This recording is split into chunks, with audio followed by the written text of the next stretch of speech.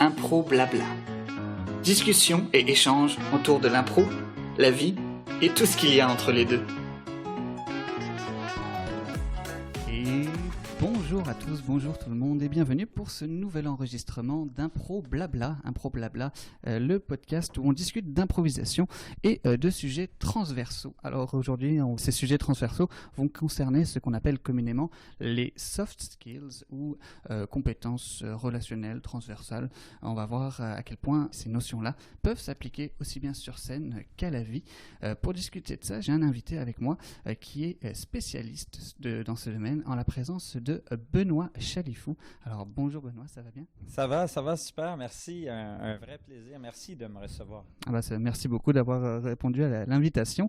Alors Benoît, pour résumer un petit peu ton parcours, tu es conférencier à l'international sur ces sujets justement des soft skills. Tu es également chargé de cours et adjoint au vice-décanat à l'école des sciences de la gestion de l'UQAM, donc l'ESG UQAM à Montréal, et également co-auteur d'un livre que tu as coécrit avec Asuna Kamara, pour ceux qui connaissent un petit peu l'impact de Montréal en soccer.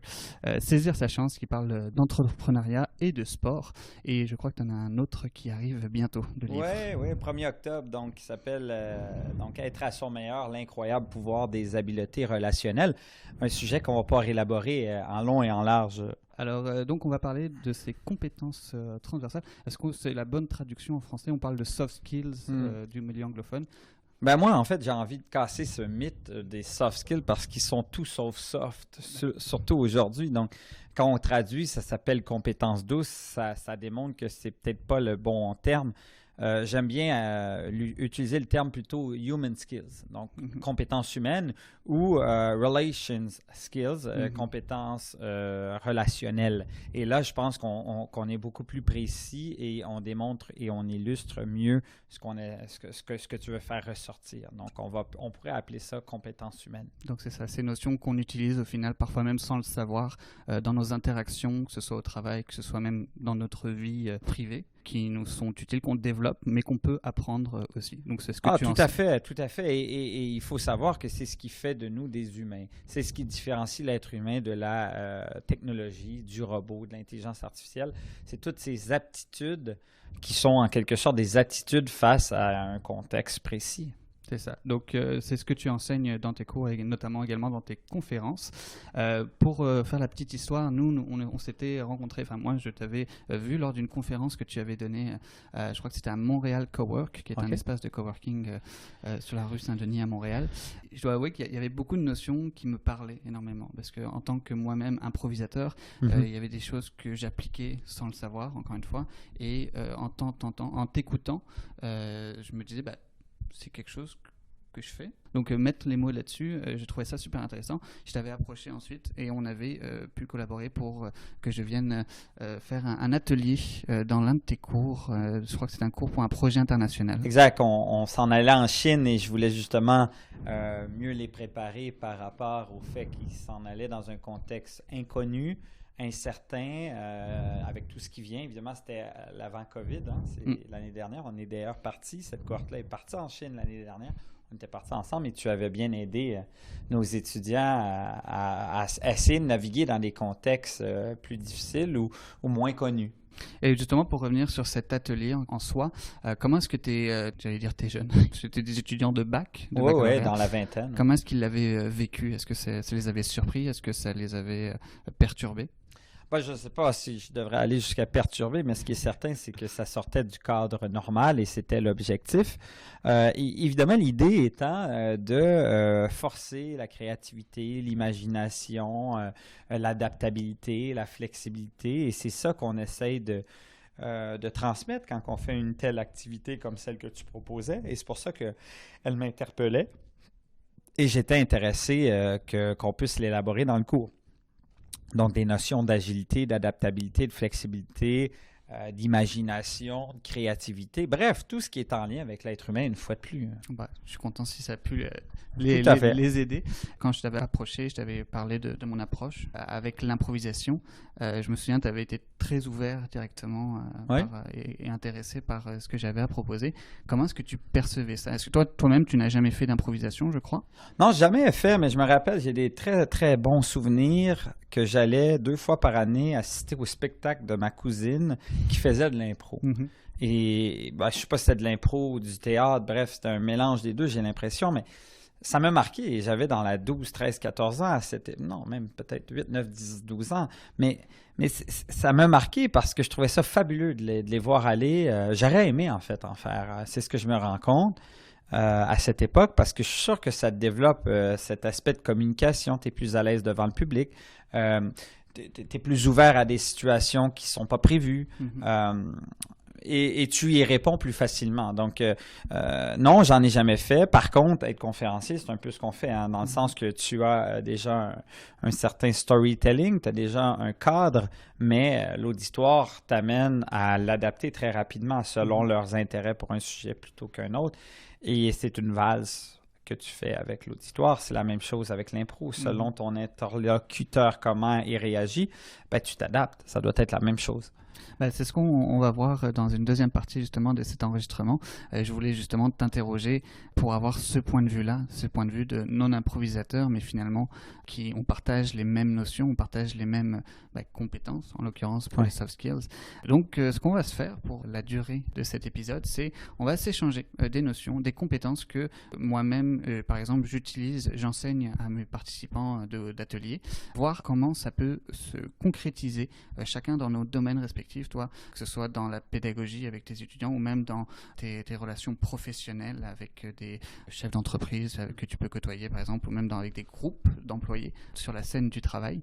Et de même, en tant que spécialiste des soft skills, tu as abordé des notions et voir à quel point ça peut s'utiliser sur scène. Donc, ça me plaît beaucoup. Excellent. Alors, si tu veux bien, je peux commencer. Oui. Avec une première notion, quelque chose que moi-même je définis comme un mantra, je l'avais mentionné dans plusieurs autres épisodes. La première chose que j'enseigne même à mes participants, c'est la notion de lâcher prise sur scène. Savoir quand on entre dans une improvisation, dans une scène, ne plus être en contrôle total de ce qui se passe et se laisser aller au gré des événements et de ses partenaires. Alors, est-ce que le lâcher-prise, c'est une habileté relationnelle? Oui, le lâcher-prise se transpose dans la vie. Hein? À un moment donné, si on ne lâche pas prise face à des événements qu'on vit, on devient plus anxieux, plus stressé, etc. C'est un cercle vicieux qu'on enclenche. Et le lâcher-prise, justement, nous permet de relâcher cette tension associée à des choses qu'on ne contrôle pas. Donc, c'est clair que ça se transpose dans la vie. Ce que tu enseignes quand on rentre en scène, comme tu l'expliques, c'est un poids qu'on supporte, qu'on ne se rend probablement pas compte qu'on devrait justement relâcher plus vite. Lorsqu'on ne contrôle plus des événements, il faut lâcher prise. Il faut juste focaliser nos énergies sur ce qu'on contrôle. Donc, tout à fait. Lâcher les énergies, puisqu'on parle d'énergie. En impro, on a souvent entendu cette notion-là. Il y a une bonne énergie, ou alors je sens que j'ai pas d'énergie pendant un spectacle. Est-ce qu'il y a des moyens en particulier de la gérer? Ouais, communication interne. Comment tu te communiques à toi-même? C'est un état d'esprit. Si tu te mets des barrières, si tu te mets des limites, si tu te dis que tu amplifies un problème pour lequel tu n'as pas de problème, mais c'est toi qui le communiques. Et c'est toi qui veux que ça s'en aille dans cette direction. C'est en lien avec la communication, cette communication qui est la plus importante, pas celle que tu offres à autrui, mais celle que tu t'offres à toi-même. Donc, absolument. Donc, en communiquant la bonne information à toi-même, en ne te donnant pas de limites, en n'étant pas obsédé par une problématique que tu ne peux même pas corriger ou changer. Prenons l'exemple de la COVID. On peut lâcher prise et se réinventer, évoluer. J'aime mieux le terme évoluer que se réinventer. Être curieux, développer de nouvelles aptitudes. C'est un état d'esprit. Il y a des gens qui ont utilisé la COVID pour réaliser un projet, qui n'ont jamais le temps de faire. En l'occurrence, j'ai réalisé un livre que j'ai commencé au moment de la COVID. J'avais signé le contrat, mais je n'avais pas eu le temps de le faire. Et il y en a d'autres qui vont malheureusement accentuer le problème et justifier pourquoi ils n'avancent pas en raison de ce problème. Donc, c'est le lâcher-prise là, que tu enseignes est extrêmement puissant et pertinent dans la vie de tous les jours. J'aime beaucoup cette notion de communication interne avec soi-même. Le fait on est dans notre tête quand on est sur scène, la situation nous appartient et ça peut aller vite. Il y a quelque chose qui se passe mal et alors on commence à réfléchir. Le meilleur moyen justement d'improviser, d'être dans le spontané, c'est de prendre ce recul-là. Ce qui a été dit a été dit, donc il faut avancer. Tu t'es trompé dans tes propos ou dans l'impro, tu as lancé une phrase que oh merde, ça fait pas de sens. Ben avance. Ou utilise-la pour justement rendre ça burlesque. Peu importe, mais moi, c'est ce que j'aurais tendance à faire.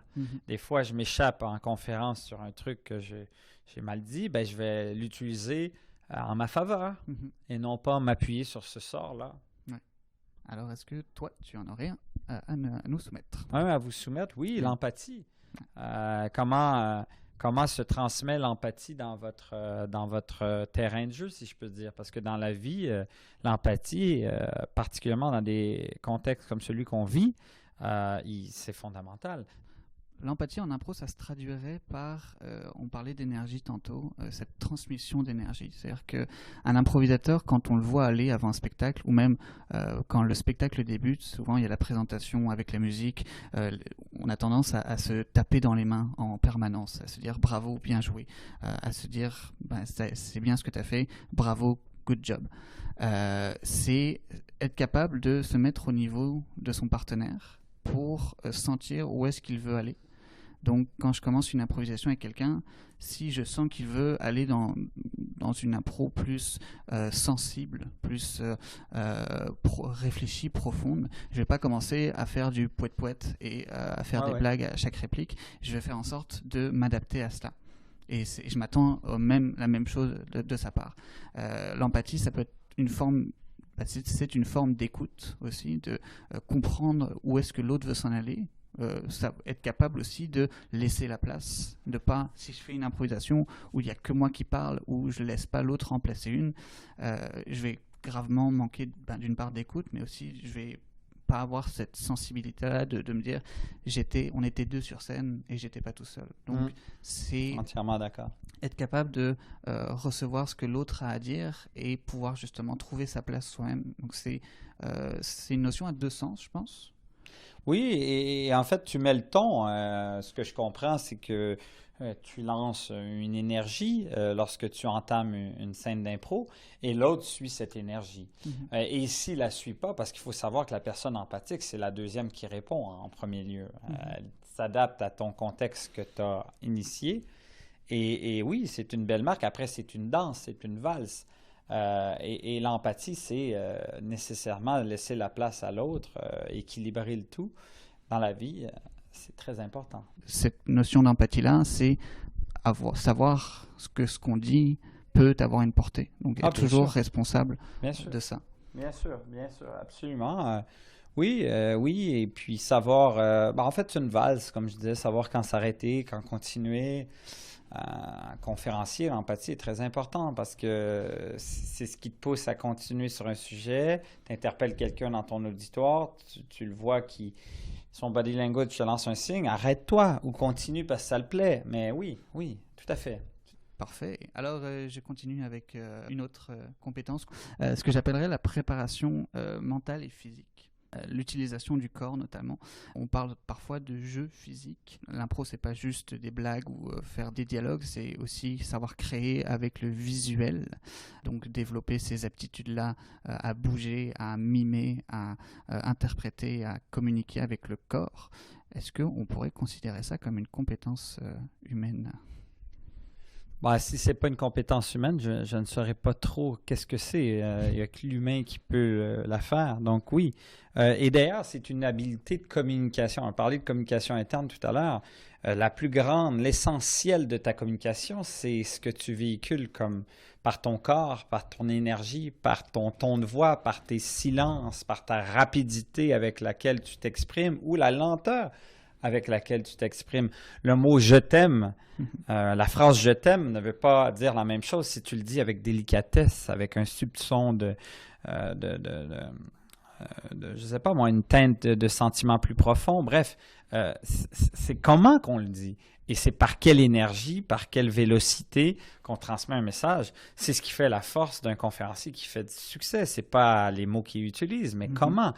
D'ailleurs, après une scène d'impro, j'imagine, les gens ne se rappelleront pas de tout ce qui a été dit, mais ils vont toujours se rappeler de comment on les a fait sentir, comment on a eu du plaisir, comment les gens sur scène se donnaient à fond et on sentait cette énergie, elle était palpable et c'est ça qu'on retient d'une scène, j'imagine, et non pas tout ce qui a été dit. Donc ça revient à l'énergie qui est véhiculée par le ton de notre voix, les silences, la gestuelle.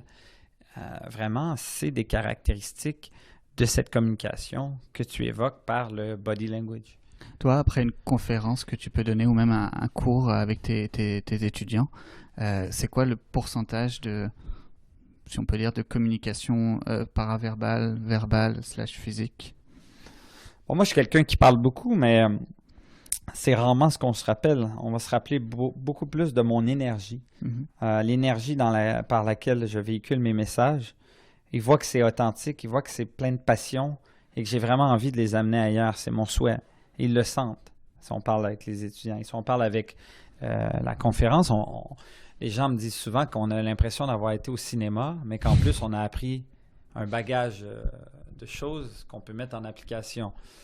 Ce que je fais en conférence peut être fait en animation comme celle que vous faites. L'impro, c'est génial, quoi. On devrait avoir des cours d'impro à l'université. Ah bah, moi, je suis tout à fait ouvert à... Ouais, il faut en créer. C'est très archaïque comme organe. Tu sais comment c'est, mais de même que je pense qu'il faudrait qu'il y ait des cours de théâtre, de même que je pense qu'il faudrait qu'il y ait des cours d'artistique. Bref, il y a l'art de parler en public. Et pour finir un petit peu sur cette question de préparation mentale et physique, est-ce qu'il y a une façon, toi, dont tu te prépares, une sorte de rituel avant tes interventions? J'ai l'impression, il y a beaucoup de gens qui ont des rituels, etc. Moi, j'ai l'impression que c'est ce qui me stresse si je m'organise trop en avance. Comme j'ai une conf demain. J'ai une conférence demain avec une grosse banque québécoise. Et je sais que je vais faire une petite préparation aujourd'hui. Et demain, juste avant, je vais rien faire. Je veux pas... je sens que c'est un angle mort.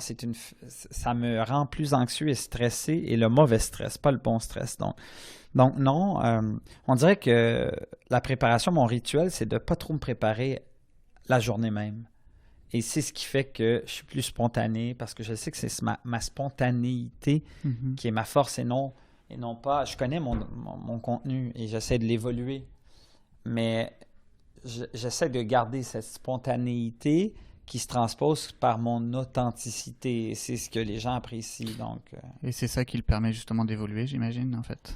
Bien sûr. Puis ça, c'est un autre truc. Moi, ce que j'ai comme rituel, c'est de ne jamais transmettre la même chose. Donc, je change mes histoires. Vous savez, dans l'impro, j'imagine que c'est la même chose, mais on dit que scientifiquement, ça a été prouvé. Là, je pense que c'est 23 fois plus puissant une histoire que la théorie qui est racontée de manière classique. Donc, la puissance des histoires, les travailler, les décortiquer, les amener, capter que les gens soient intrigués, en savoir plus, sont sur le côté de leur chaise, même en Zoom, je le sens. et ça, je trouve ça fantastique. Donc, je m'amuse à faire ça. Alors, on peut passer à une autre notion? Bien sûr. Là, c'est à moi, c'est ça? Écoute, moi, j'irais avec la maîtrise de soi. J'aime bien la maîtrise de soi. La maîtrise de soi dans la vie en général pour les auditeurs, les auditrices, c'est de savoir maîtriser ses pulsions quand on a un moment dans notre vie où plus stressant, on cherche les clés, on les trouve pas, il faut partir, on est pressé, on est en retard, on peut se mettre à paniquer et à perdre le contrôle de soi, à sortir des émotions qu'on ne devrait pas. On perd complètement le nord, comme on dit. Donc, comment ça se transpose, cette maîtrise de soi si essentielle? La maîtrise, être capable de cultiver ses pulsions, ses émotions et être capable d'en faire quelque chose d'intelligent et non pas de de craquer, quoi. Donc, je pense que dans l'impro, ça peut être important parce que si tu te sens un peu sans issue par rapport aux propos de ton partenaire, il y a une maîtrise de soi, une respiration, quelque chose qui fait en sorte que tu ne perds pas le nord.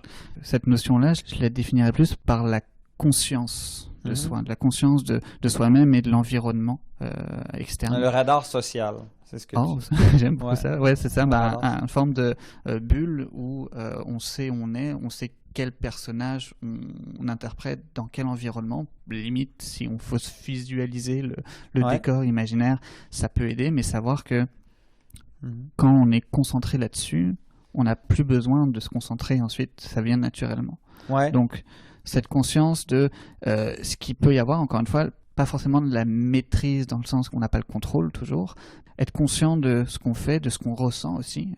Ça m'est arrivé de monter sur scène et pour une raison que j'ignore, tu sais, je sens que je shake, je tremble des jambes. Ça, je le sens. Alors, est-ce que je me dis, je commence à perdre mes moyens? Est-ce que qu'est-ce qui se passe dans ma tête? Qu'est-ce qui se passe dans mon corps? Je suis pas forcément totalement ancré. Donc, comme je disais, prendre une respiration là-dessus, trouver une raison que mon personnage aille s'asseoir, laisser l'autre plus la place à l'autre et prendre le temps de moi-même de reprendre mon souffle. Puis encore une fois, même à ça, j'en ai eu des improvisations où je pouvais être en contrôle, en conscience de moi-même, puis même à ça, on a du mal, on rame pour faire en sorte que l'histoire avance, puis il se passe pas grand-chose au final. Ouais. Mais au moins, on a conscience, on travaille on n'est pas dans la passivité, on subit pas les événements. Ça... Mais je pense pas que je pense qu'ils sont peut-être complémentaires, mais la maîtrise de soi, c'est vraiment peu importe ce que l'autre va te dire et ça te plaît pas, tu es quand même en contrôle de ce que tu vas dire. Donc, tu laisses pas ton cerveau émotionnel prendre le dessus. Tu es encore aux commandes, tu es rationnel dans tes propos que tu vas... donc, même si tu te fais narguer, sans le vouloir, tu vas en parler. Là. Il y a des gens qui peuvent... Mais tu es en contrôle de tes pulsions. Et maintenant, le radar social, c'est être en pleine connaissance de qui tu es et d'être dans le moment. Parce que conscience sociale et connaissance de soi, là, donc, sont très intimement liés. Donc, plus qu'on est en connaissance de soi, plus qu'on va être capable de s'adapter à des contextes et plus que tu es capable d'être en mode observation autour de toi. Et c'est ce fameux radar social que j'appelle, là, qui te permet d'observer complètement, constamment. Moi, je me suis pratiqué, il faut en faire même une habitude pour être une bonne personne à l'impro. Je crois qu'il faut être un très bon observateur. Et quand tu observes l'autre constamment, ça devient une habitude. Et plus que ça devient une habitude, plus que tu es capable de t'adapter très facilement au contexte du moment. À l'oreille de ce que tu es en train de dire, trop de maîtrise de soi, je pense. Un improvisateur, justement, qui a énormément d'expérience, qui a fait énormément d'improvisation, qui connaît comment il fonctionne, comment ses partenaires fonctionnent, ça peut presque être néfaste pour lui. Dans le sens, il pourra faire une très bonne improvisation, mais lui, peut-être qu'il ne sera pas allé plus loin, où il n'aura pas tenté d'explorer. Alors peut-être qu'on est un petit point de divergence pour... peut-être, mais moi je pense que la maîtrise de soi, des fois, c'est de ne pas dire tout haut des choses que, c'est plus là-dessus, mais oui, je pense que dans l'impro, radar social est une compétence qui devrait être mis de l'avant davantage et l'écoute et l'observation sont vos assises principales pour le développer. Parce que pour finir avec ça, justement, j'adore évoluer, pratiquer avec des gens qui sont tout neufs en improvisation, dont c'est les premières scènes, ils n'ont pas encore les codes. Donc justement, ils ne sont pas forcément en maîtrise de ce qu'ils ont, mais parfois c'est ces moments-là magiques qu'ils sortent quelque chose qu'ils n'avaient pas prévu et qui fait la beauté de la chose parce que c'est totalement inattendu, le public ne s'attendait pas non plus à ça et parfois ces moments-là ne sont pas forcément maîtrisés. Ouais. Je vois, mais moi, j'allais plus dans des trucs plus délicats parce que tu as parlé tout à l'heure d'inclusion et de machin. Et là, on peut lancer une phrase qui fait réagir l'autre. Et quelqu'un qui est en maîtrise de soi ne va pas embarquer là-dedans. Donc, le laisser aller ne vient pas interférer dans la maîtrise de soi. La maîtrise de soi, je parlais beaucoup plus pour justement rester dans sa zone en tant que joueur d'impro. ça te permet de rester dans cette zone-là et non pas de sortir de ta zone parce que quelqu'un t'a cherché sans le vouloir. Ouais. C'est ça que je voulais parler. Donc. Mais il faut se laisser aller, tout à fait. Ça se rejoint. Une autre notion à aborder avec toi, je pense que tu seras d'accord avec celle-là. Il s'agit de la coopération. Oui. Alors la coopération en équipe, notamment. Dans le cadre du match d'impro, donc souvent on est avec des partenaires, on fait des improvisations. Il y a des improvisations solo qui se peuvent, mais la plupart se donnent à plusieurs. Donc être capable de coopérer, encore une fois, on revient à ces notions d'écoute, c'est être capable de prendre l'information de l'autre, de construire, et même si on a une idée précise de ce qu'on veut dans la tête, être capable d'intégrer celle des autres pour faire en sorte que 1 + 1 = 2, ou même 1 + 1 = 1 au final, pour donner un rendu qui soit au-delà de ce qu'on aurait pu imaginer, parce que finalement on est seul dans notre tête, mais intégrer des idées extérieures, ça peut toujours avoir une valeur ajoutée. Moi, j'appellerais ça collaboration dans nos jargons là, de compétences humaines, c'est collaboration. Et effectivement, on va sentir rapidement, j'imagine, dans l'impro comme dans la vie, quand ton collaborateur, ta collaboratrice, vous êtes sur la même longueur d'onde. On le sent immédiatement quand l'un veut surélever l'autre. Donc, on le sent et ça se sent immédiatement avec ton partenaire de vie. Il faut que tu trouves quelqu'un qui va te faire surélever, qui t'encourage à pousser tes limites. C'est la même chose en impro. Cette collaboration peut se faire naturellement ou de manière moins naturelle parce que, bon, il y a moins de connectivité, mais la collaboration demeure. Donc, oui, c'est une des compétences humaines les plus importantes qui se fait challenger en ce moment avec la COVID, parce que là, on dit, bon, on va travailler de la maison, le télétravail, mais je ne crois pas qu'il y a meilleure place qu'à la cafette pour être créatif, pour trouver des idées nouvelles, pour régler le problème en une fraction de seconde et trouver une idée créative par la discussion qu'on a eue. Je ne crois pas qu'il y a un meilleur moment pour collaborer que, non pas pendant la réunion, mais entre les réunions. Lorsque tu te promènes avec ton collègue, entre les choses. C'est toujours entre les choses qu'on découvre des choses extraordinaires. Et c'est ça la collaboration. Donc, dans le match d'impro, là, c'est tout, la collaboration. C'est comme un match de tennis, et ça se joue à deux. L'impro, c'est la même chose. Il y a de l'impro certainement solitaire, mais en tout cas, moi, à mon point de vue, c'est que ça m'animerait plus, ça me plairait plus si c'est fait à deux ou à plusieurs. Je crois savoir aussi que tu t'y connais un petit peu en termes de gestion de conflits. Dans le milieu du travail, à quel point on peut collaborer avec quelqu'un en qui on est en conflit. Parce qu'en impro, s'il y a quelqu'un que ça arrive, c'est pas un milieu forcément tout le temps tout rose et tout le monde est ami, mais il y a une personne avec qui j'ai peut-être une animosité, ça va être compliqué de créer quelque chose sur scène, parce qu'il y a toujours une forme, on est là pour avoir du plaisir, et veut pas, si cette personne-là, on a un différent, ça va se ressentir forcément sur scène. Ah, communication interne, je reviens à ça.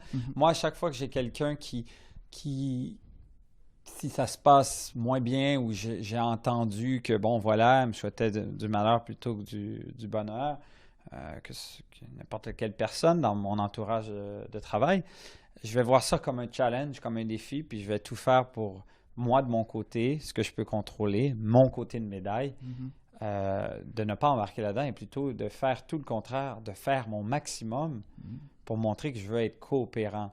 Et la vie m'a bien traité à ce niveau-là, parce qu'à chaque fois que je fais ça, les gens voient, ils disent, mon Dieu, il est fou, et je lui en veux, et puis lui, peu importe ce que je fais.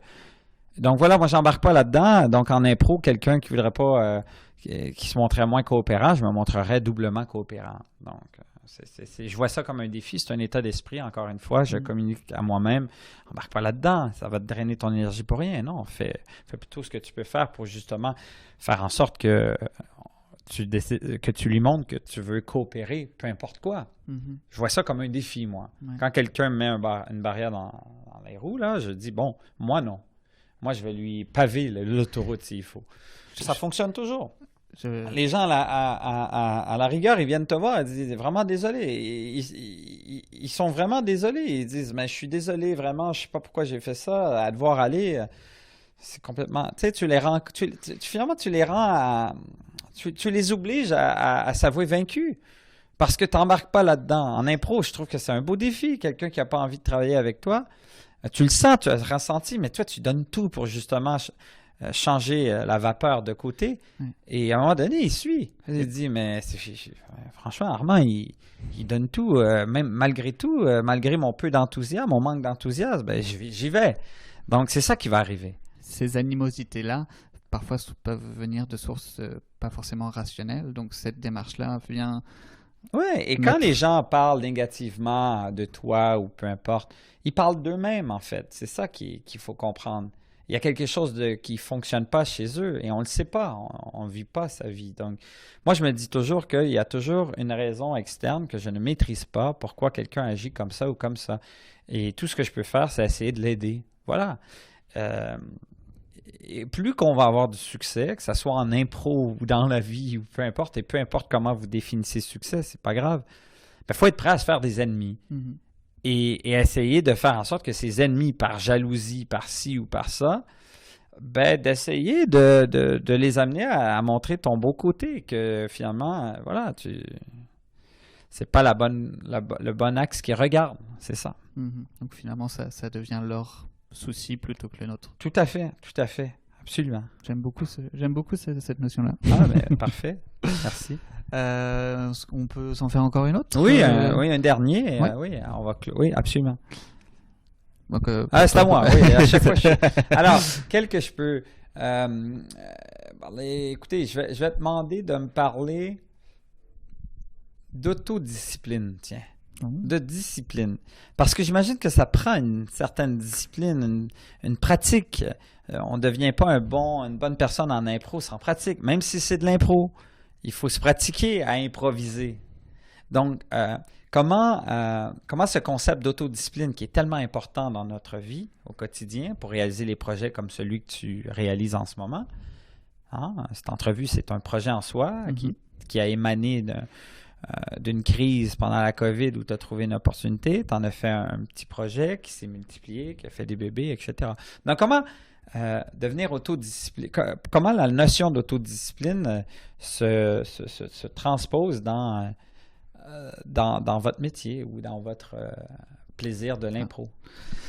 C'est une bonne question, parce que c'est vrai que quand j'ai commencé à faire l'improvisation, je pense que j'avais pas conscience de ça. Avant un match, on arrivait, on se préparait plus ou moins avec l'équipe, on faisait un petit peu de genre de team building rapidement, puis on embarquait sur scène. Et quelque chose justement qu'on a également déjà abordé, les ateliers, les pratiques d'improvisation pour les adultes. Dans le cadre de ligues d'impro notamment, sont très rares, au Québec en tout cas. En France, c'est une autre approche, on fait plus d'ateliers que de spectacles. Pourtant, il y a une forme d'exploration qu'on peut aborder dans ce contexte-là d'atelier. On est plus en privé, on peut se permettre plus de choses qu'en public, on est peut-être un peu plus stressé. Donc, ce dont tu parlais, la pratique, ces réflexes-là d'improvisation, ils s'acquièrent très bien sur scène, mais il n'y a pas le potentiel qu'on pourrait développer dans un cadre plus justement de pratique. Ouais, allons un peu plus en profondeur et parlons d'une ère de la guerre de l'autodiscipline. Parce que l'autodiscipline, si on doit la résumer en une équation, ça serait autodiscipline égale amour-propre.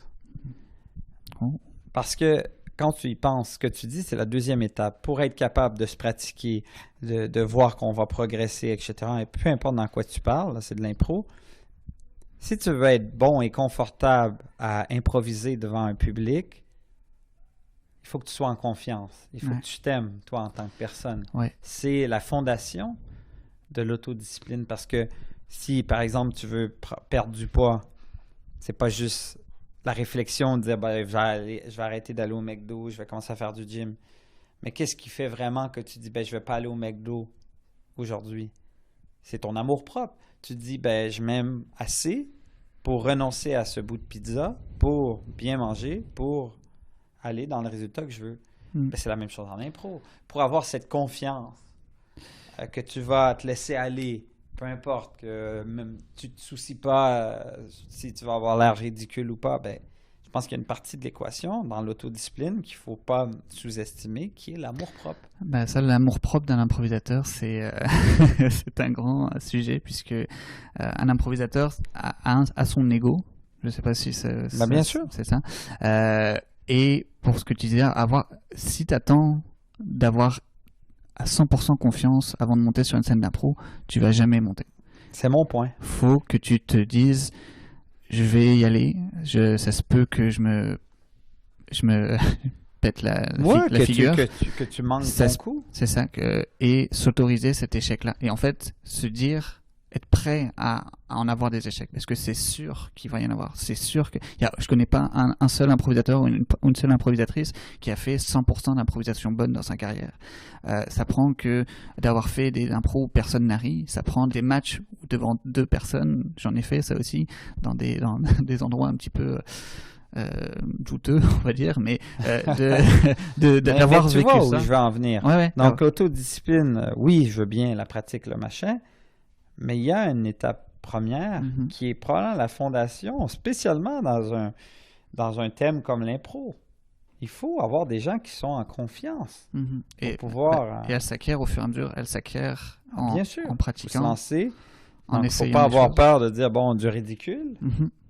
Donc, ça fait partie de l'amour-propre, de la confiance, etc. Derrière le miroir, Donc, c'est un autre thème très intéressant que vous couvrez. En fait, tous les thèmes que je partage en conf, c'est des thèmes très importants dans ce que vous faites.